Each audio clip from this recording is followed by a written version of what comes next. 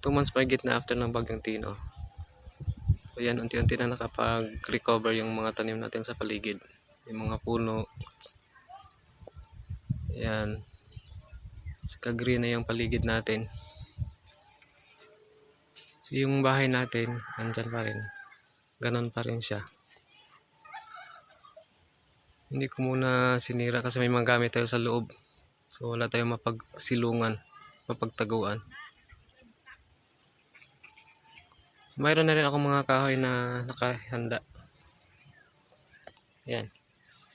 Saka may poste na rin ako. Ngayon ay nag-layout na rin ako dito. Yan. Para maitayo ko na yung poste. Para umpisahan na nating buuhin yung simpleng ano natin dito sa bukid.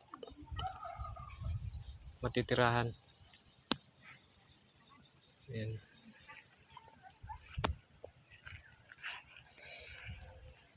So ganun lang kalaki yung gagawin ko.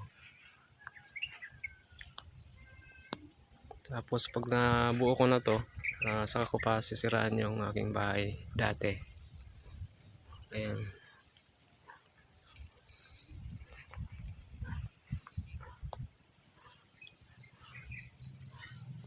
Thank you.